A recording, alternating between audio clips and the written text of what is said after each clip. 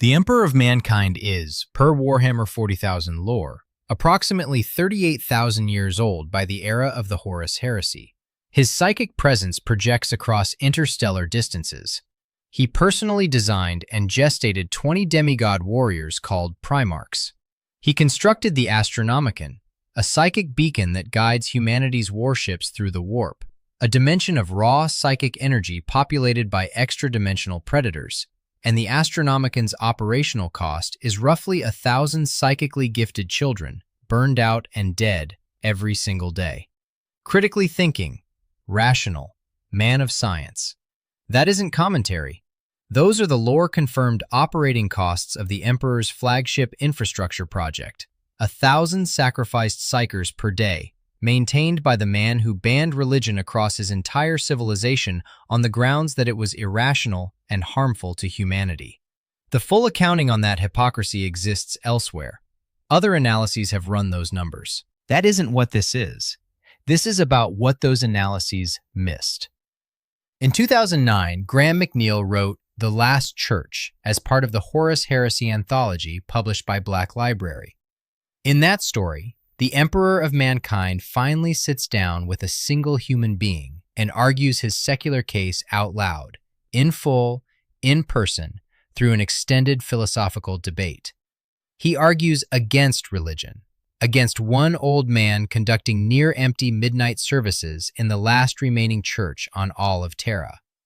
The Emperor of Mankind, with 38,000 years of accumulated human philosophical tradition available to him and near-omnipotent psychic capacity, sounds exactly like he just discovered r/atheism. Line by line, the text proves it. The setting first, because location is argument in this story. Warhammer 40,000 is a science fantasy setting 40 millennia from now, where a decaying theocratic empire called the Imperium of Man governs roughly 1 million human worlds under constant assault from alien invasion, demonic incursion, and civilizational rot. The Emperor built this empire. Before launching his great crusade to reclaim the galaxy, he spent centuries unifying Terra itself, future Earth, from a fractured patchwork of warlords, cults, and city-states into a single governed civilization. The philosophical program he imposed was called the Imperial Truth, the formal elimination of religion from human life in favor of science, rationalism, and centralized rational authority. No gods, no faith, no worship. Only humanity, organized by reason, pointed at the stars. By the story's timeline, the Imperial Truth is complete. The unification wars are over. Religion on Terra has been systematically dismantled, its institutions stripped of political power, its congregations dispersed, its infrastructure demolished. The Church of the Lightning Stone in Franc, the region corresponding roughly to France, is the last functioning place of worship on the entire planet. Its keeper is Uriah Olather. The Emperor arrives under the alias Revelation, a name he has apparently selected for himself with complete absence of self-awareness about what he's doing. And the plan is to debate Uriah's faith into submission before ordering the building's destruction. The alias alone deserves a moment. The Emperor of Mankind, who has spent decades eliminating religion from his civilization, arrives at the last church on Earth and introduces himself using a word drawn directly from Christian theological vocabulary, specifically the term for direct divine communication of hidden truth through prophetic vision. He names himself after a theological concept belonging to the tradition he came to dismantle. He apparently does not notice the irony. This is the first data point. Uriah Olather. Who he is matters before a single argument is examined, because the dynamic the story establishes is itself analytical. He is described as old, not just physically, but carrying the weight of years in his bones and upon his soul. His world has changed beyond recognition around him. The cultural infrastructure supporting his faith wasn't argued away. It was methodically demolished through raw political and military power during the unification wars. His congregation dispersed not because they found better theology or were philosophically persuaded out of their beliefs, but because the world sustaining those beliefs was rebuilt around them. Uriah still holds his midnight services for an audience of nearly no one. He keeps his lights on anyway. When a stranger arrives calling himself Revelation, Uriah offers him a drink from his own cherished stores, sits with him, and listens carefully and completely to everything the stranger says before responding. That hospitality isn't incidental texture, it's a character argument. Here is a man who has watched his entire world dismantled, his congregation vanish, and his institution reduced to one old man in one building, and he still extends genuine welcome to a stranger who arrived to finish the job. The emperor's approach, by contrast, is contemptuous from the beginning. The story's structure reflects this. Available accounts describe the encounter as effectively a long sermon delivered by the emperor, with Uriah responding. He does most of the talking. Someone who argues badly and also declines to stop talking is a recognizable type, the kind who isn't genuinely listening for counter-arguments because he isn't genuinely open to them. The contempt isn't a rhetorical mask over careful reasoning. The argument quality reflects the contempt directly. Now the crucial analytical point. Uriah isn't defending what the emperor spends the debate attacking.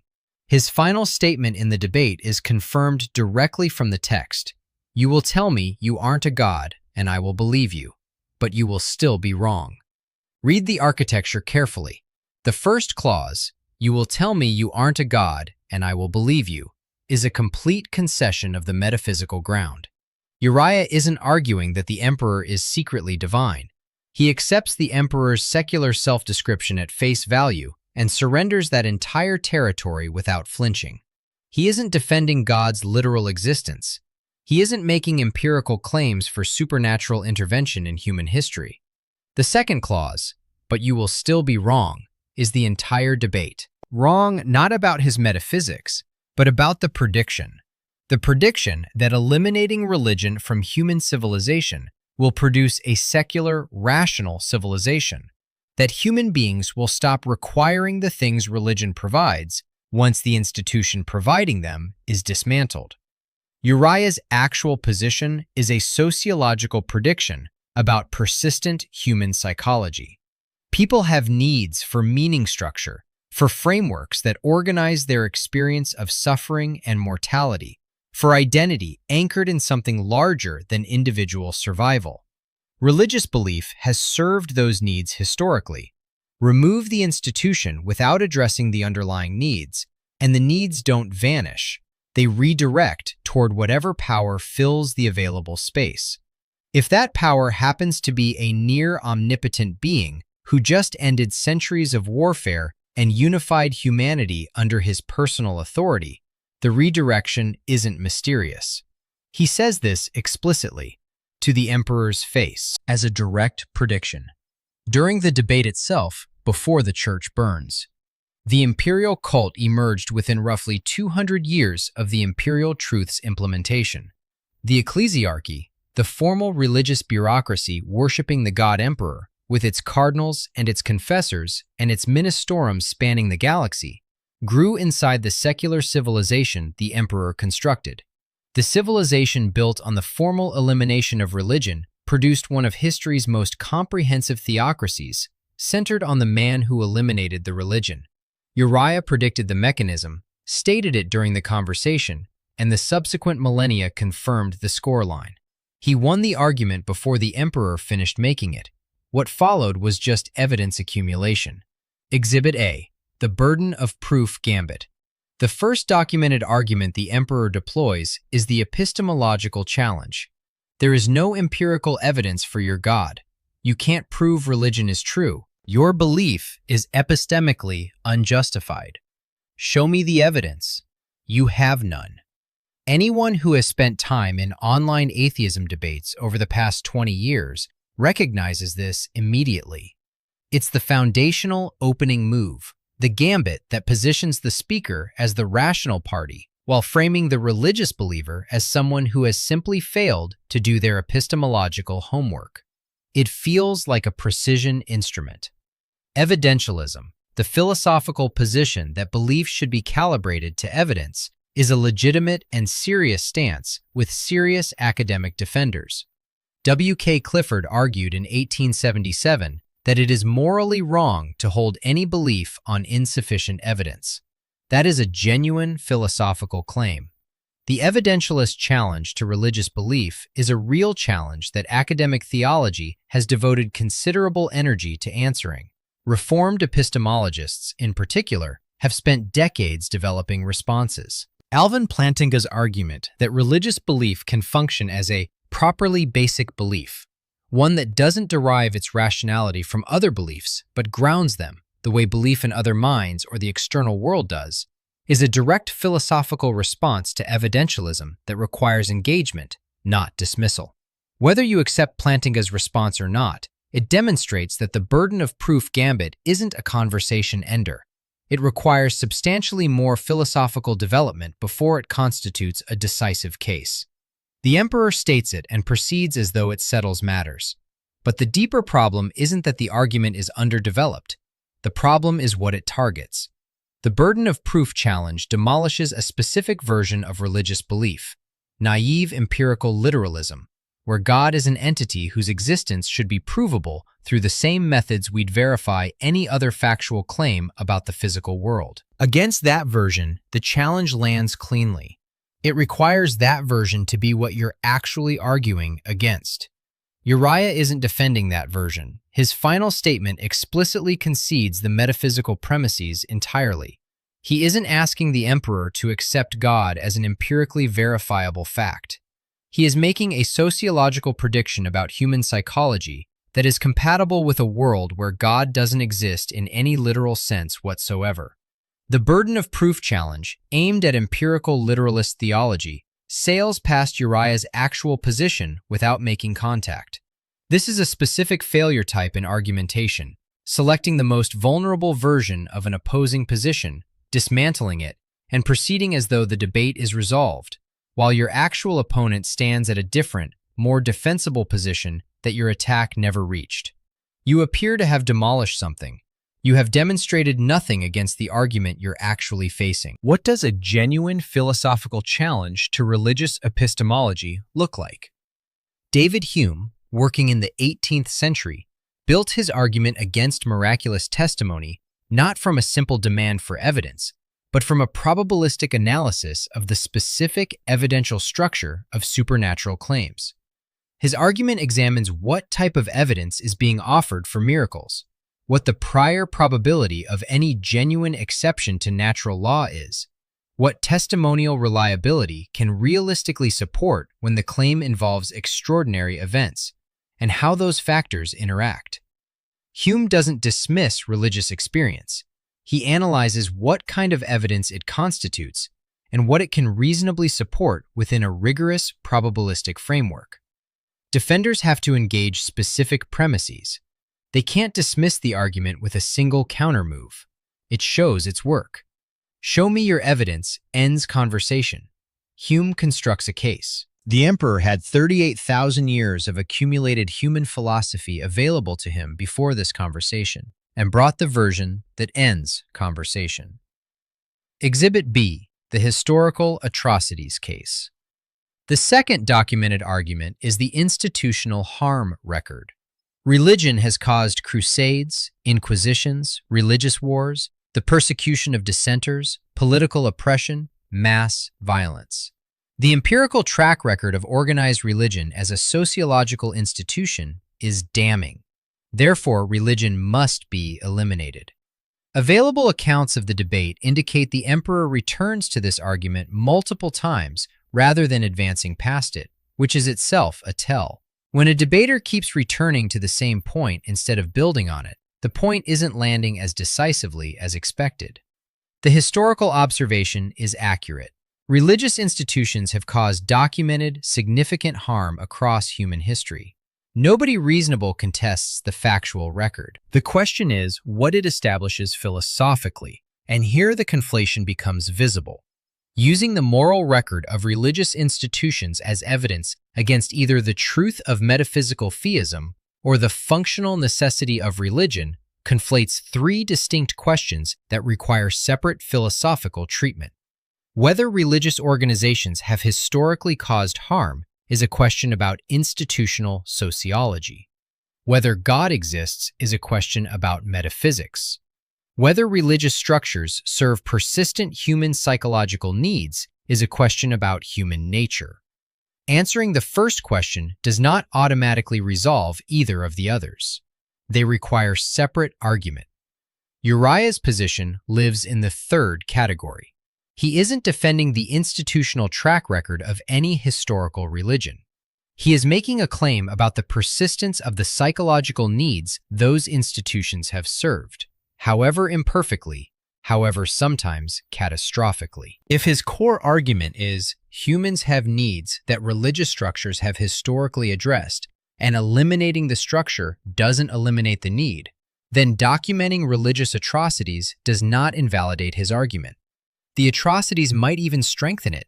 Yes, the institutions were often terrible, and humans kept building new ones and returning to them anyway, which is precisely the evidence for how deep and persistent the underlying need is. Richard Dawkins published The God Delusion in 2006. Christopher Hitchens published God is Not Great in 2007. Sam Harris published The End of Faith in 2004, and Daniel Dennett published Breaking the Spell in 2006. All four, the writers associated with New Atheism as a movement, deploy extensive versions of this same conflation, the institutional harm record as evidence against both metaphysical theism and the continued legitimacy of religious belief as a category. Academic philosophy of religion spent the decade following those publications pointing out the category error. An argument about what churches have done is an argument about churches. Connecting it to claims about God's existence requires separate, explicit philosophical work. Connecting it to claims about what human beings need requires separate work again. The emperor makes this argument and returns to it repeatedly. It's the same argument that gets made in comment sections and pub debates and has been critiqued at the academic level as insufficient for the same reason in every venue. It's answering one question while pretending to answer two others. Here is what makes this particularly striking in context. The emperor has access to a version of this argument that would be decisive and apparently does not use it. In Warhammer 40,000's cosmology, the Chaos Gods, Khorne, Tzeentch, Nurgle, Slaanesh, are real entities with real power in the warp, and they are fed by psychic emotion and religious devotion. Worship directed toward them, or toward the powerful concepts they embody, does not metaphorically empower them. It literally increases their strength and their capacity to harm humanity. In this universe, faith has a measurable empirical mechanism. It feeds extradimensional predators that are actively working toward human extinction. This argument does not exist in most real-world debates about religion. The emperor has access to it. He could demonstrate, within the specific terms of the cosmological reality they both inhabit, that certain forms of devotion are operationally dangerous, not because religious institutions have abused their power historically, but because belief has a literal causal pathway to warp empowered entities that are existentially hostile to humanity. He could name the mechanism. He could make the empirical case that is specific to their actual universe. He doesn't. He makes the argument that functions in a comment section and leaves the decisive in-universe case on the table. The universe gave him the winning hand. He played bar debate. Exhibit C. Trust me, I've seen the future. Confirmed directly from the text of The Last Church. The difference is, I know I am right. You misunderstand, Uriah. I have seen the narrow survival path that is all that stands between humanity and extinction, and this is the way it must begin. 3 distinct claims, each worse than the one before it. I know I am right. Personal certainty stated as its own justification. No mechanism offered for why confidence should function as evidence. No argument for the conclusion, a declaration of confidence in the conclusion. The logical form is, I am very certain about this, therefore my certainty constitutes a reason to accept it. This isn't a position, It's a posture. The internet equivalent is the person who responds to a philosophical challenge by describing how extensively they have considered the question, as though the depth of their reflection is itself the answer to the challenge. The emperor substitutes 38,000 years of accumulated certainty for a teenager's unearned conviction. The logical structure is identical. Confidence advanced as evidence, certainty presented as reasoning. I have seen the narrow survival path appeal to prophetic vision that only the emperor can access or verify. The claim is structured to be unfalsifiable by anyone in the conversation. Uriah can't examine the probability distributions the emperor claims to be working from. He can't assess the methodology. He can't evaluate whether the variables the emperor has weighted actually determine the outcomes he predicts. The argument is immune to counter-argument not because it has been proven, but because it has been structured so that only the person making it can access its supporting evidence. An argument that can only be verified by the person making it isn't an argument. It's an assertion with prophetic framing attached. The emperor has dressed, trust me, in cosmological clothing and presented the combination as reasoning. This is the way it must begin.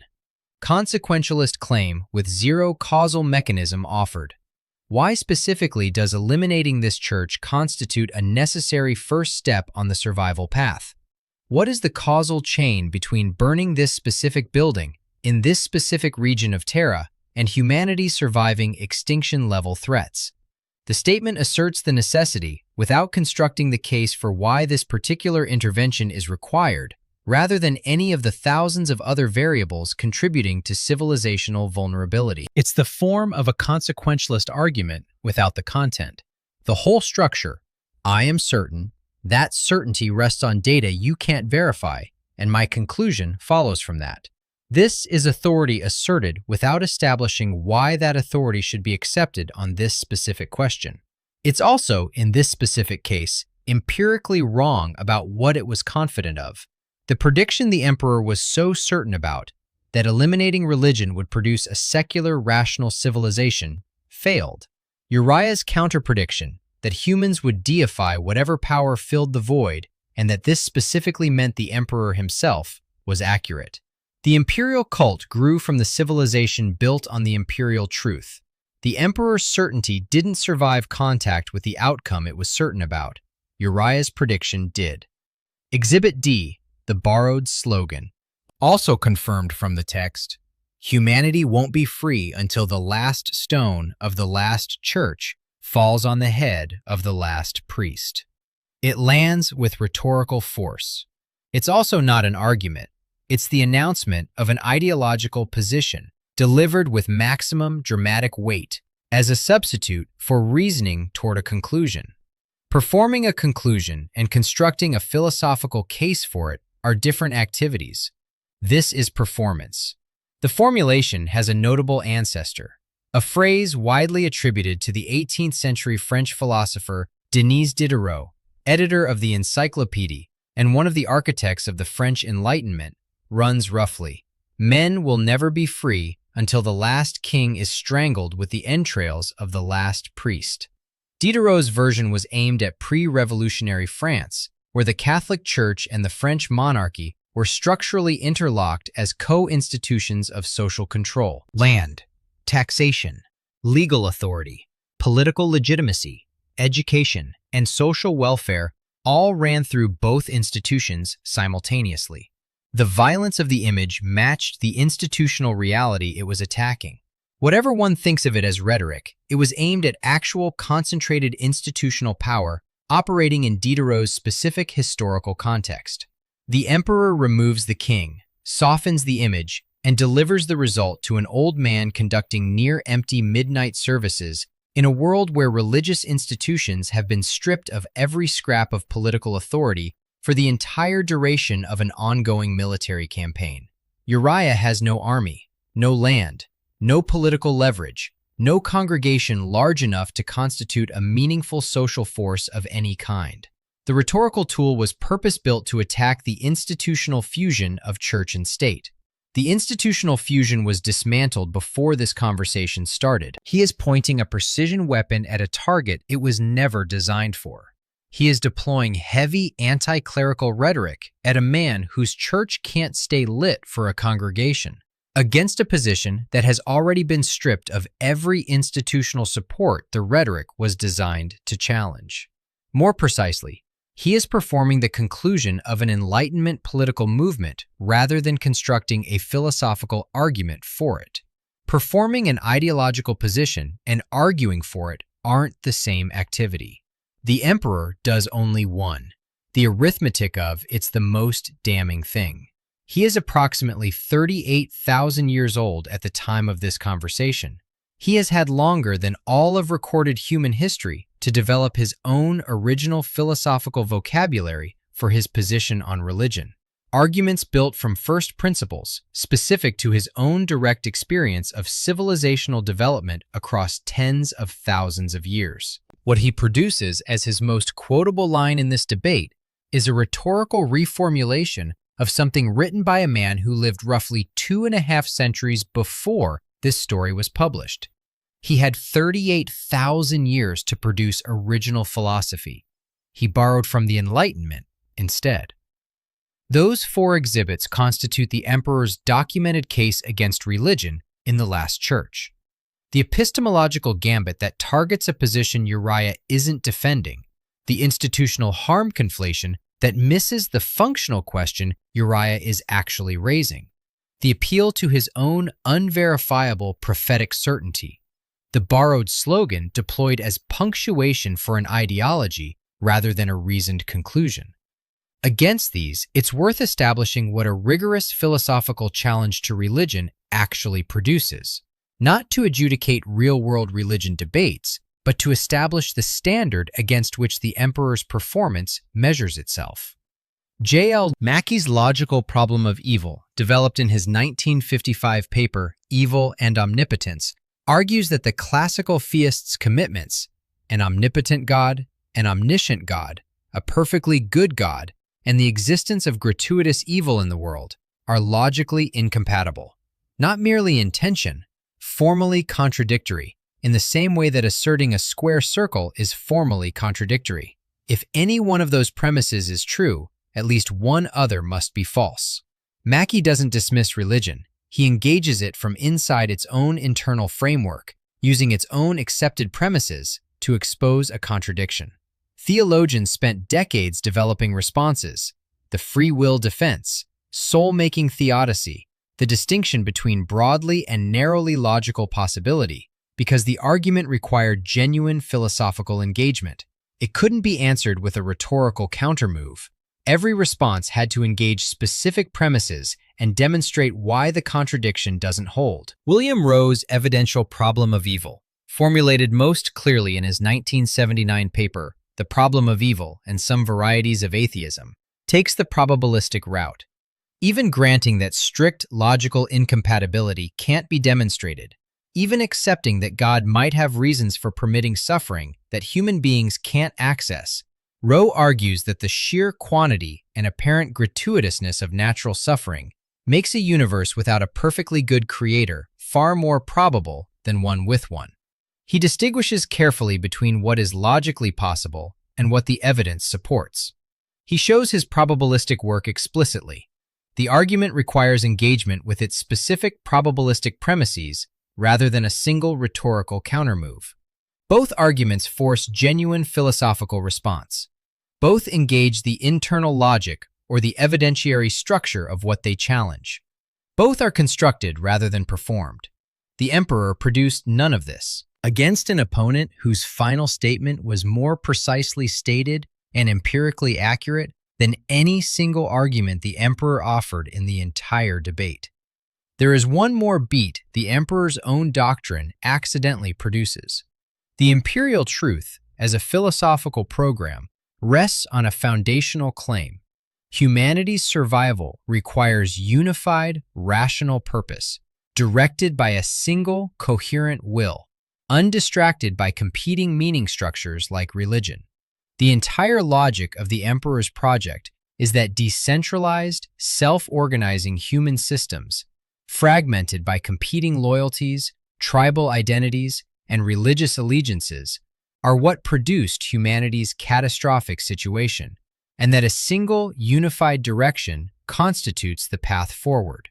Everything great in this doctrine's terms requires singular vision at its core. In the galaxy of Warhammer 40,000, there exists a civilization that has realized this principle completely. It operates under a single, unified consciousness, with no individual will functioning independently of the whole. Every biological component is an expression of the central intelligence.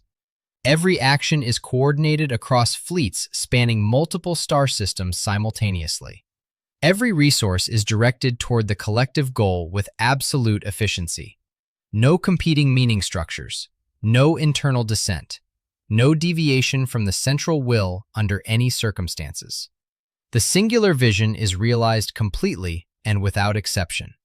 That civilization is the Tyrannid hive. Its singular purpose is the biological consumption of every ecosystem it encounters.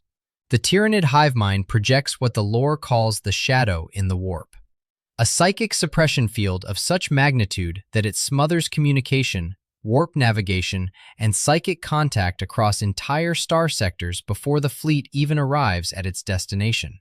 The shadow falls first, then the fleet comes. What remains of a biosphere in the fleet's wake is stripped rock. The hive mind accomplishes this with the most complete realization of singular unified vision in the known galaxy. No competing interests, no internal debate, no deviation, total coordination.